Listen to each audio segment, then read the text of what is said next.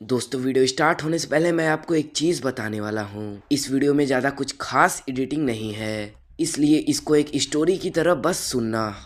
मार्च 2025 मेरठ की गलियों से अभी होली का रंग उतरा भी नहीं था। कुछ गलियां नीली थी, कुछ गुलाबी, कुछ पीली, लेकिन उन गलियों में एक ऐसा भी घर था जिसकी 4 दीवारें लाल थी। सौरभ और मुस्कान का घर। एक ऐसा घर जिसमें कई राज थे, लेकिन सबसे बड़ी राज ये कि सौरभ राजपूत है कहाँ। कई दिनों से सौरभ के परिवार वाले उनसे बात करने की कोशिश कर रहे थे, लेकिन सौरभ मेरठ से कहाँ थे ये किसी को नहीं पता था। और ये भी नहीं पता था कि उनके राज का जवाब एक नीले ड्रम में छिपा हुआ है। वही ड्रम जो इंस्टाग्राम पर डर का माहौल बनाए हुआ है, वही ड्रम जो सबके नजरों में डेली आता है। और उस ड्रम से शुरू हुई एक ऐसी कहानी जिसने मेरठ को हिला कर रख दिया। एक ऐसी कहानी जिसमें प्यार है, धोखा है, ड्रग्स है, ब्लैक मैजिक है, सब कुछ है सिवाय इंसानियत के। एक ऐसी स्टोरी जो पूरे इस सोसाइटी को हिला कर रख दी। ये स्टोरी है सौरभ, मुस्कान और साहिल की। तो दोस्तों आज की वीडियो में हम बात करेंगे मेरठ ब्लू ड्रम हत्याकांड के बारे में। लेकिन वीडियो में आगे जानने से पहले दोस्तों 50,000 सब्सक्राइबर पर होगा फेस रिवील। चलिए यार क्या कर रहे हो, जल्दी जल्दी करो सब्सक्राइब। तो चलिए वीडियो शुरू करते हैं। 18 मार्च 2025 मेरठ के एक पुलिस थाने में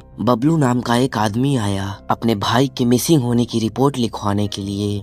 यानी कि सौरभ राजपूत वो मर्चेंट नेवी से कनेक्टेड एक ऑफिसर था जिसका फैमिली बैकग्राउंड काफी अच्छा था और हाल ही में लंदन से होली के लिए वापस मेरठ आया था। लेकिन पिछले कुछ दिनों से वो ना अपने परिवार वालों से मिले ना कुछ बात करी।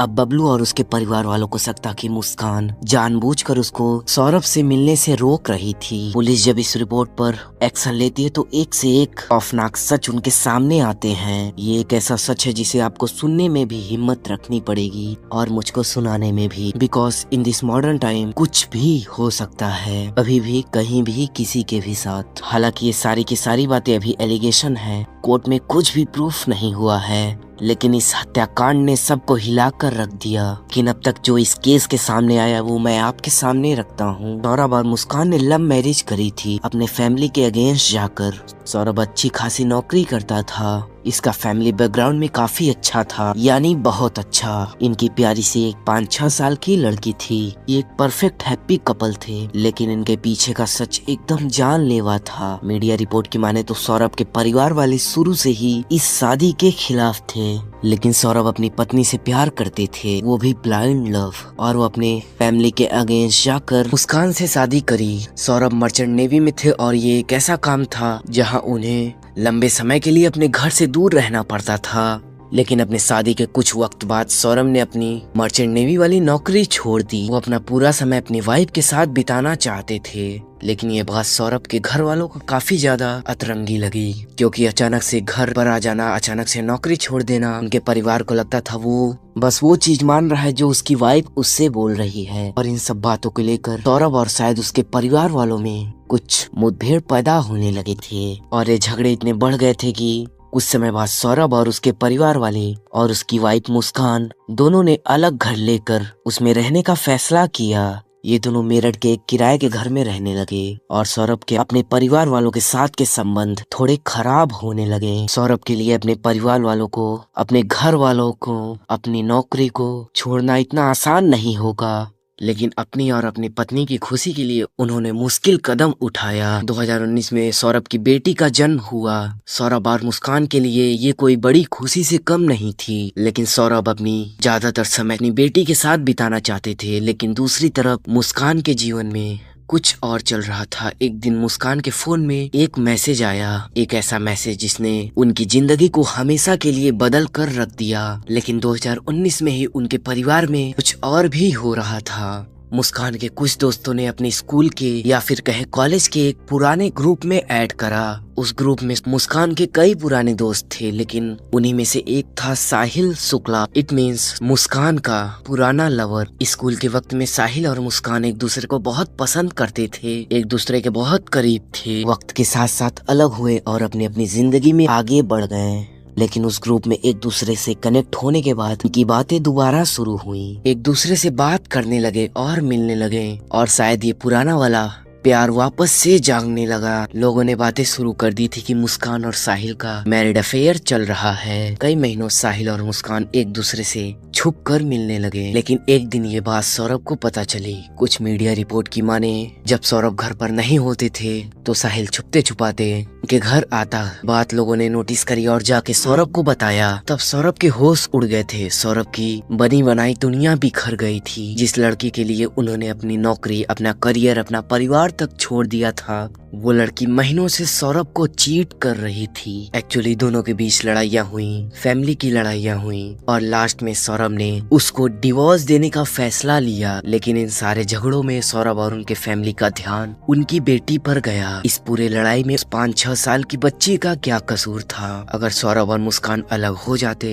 तो सबसे गहरा असर उस बेगुनाह बच्ची पर पड़ता। सौरभ और उसके परिवार वालों ने ये चीज डिसाइड किया कि एटलीस्ट अपने बच्ची के खातिर वो इस रिश्ते को एक और मौका देंगे। लेकिन ये शादी और बच्ची का फ्यूचर सिर्फ सौरभ के लिए मैटर करता था, मुस्कान के लिए नहीं, क्योंकि मुस्कान के लिए अब सिर्फ साहिल मैटर करता था। अब मीडिया रिपोर्ट के अनुसार साहिल एक नशेड़ी था, ना किसी से बात करता था, ना किसी से दोस्ती थी।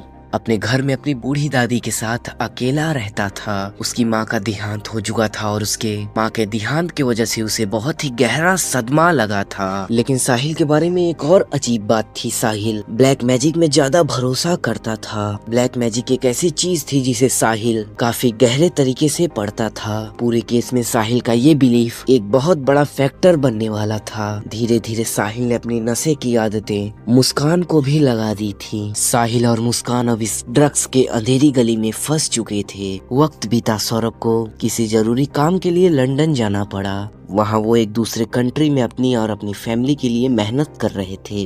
वहीं दूसरी तरफ मुस्कान और साहिल के लिए सब कुछ आसान हो गया था। लेकिन फिर मुस्कान को रियलाइज हुआ कि केवल एक ही चीज है जो उनके लाइफ में डिस्ट्रैक्शन पैदा कर सकती है, सौरभ। और वहाँ से मुस्कान ने एक खतरनाक खेल शुरू किया।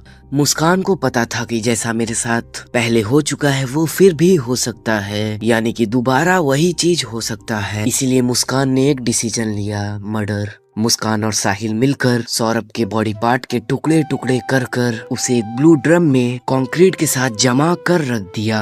फिर कुछ समय तक सौरभ का कोई पता नहीं था और मुस्कान अपनी 5 साल की लड़की और साहिल के साथ मनाली छुट्टी मनाने चले जाते हैं। और फिर ये पूरा मामला पुलिस के सामने और पूरे परिवार वालों के सामने आता है और इस तरह मुस्कान और साहिल का खेल खत्म हो जाता है और मुस्कान की 5 साल की बच्ची अपने दादा दादी के साथ रहने लगी। तो दोस्तों आज की वीडियो में बस इतना ही। आगे मिलते हैं तब तक के नए इंटरेस्टेड टॉपिक के साथ। अगर वीडियो थोड़ी सी भी पसंद है तो वीडियो को लाइक और चैनल को सब्सक्राइब कर देना और कमेंट में अपनी राय जरूर देना। क्या सौरभ और उसके फैमिली को जस्टिस मिलना चाहिए या नहीं? Okay, bye bye.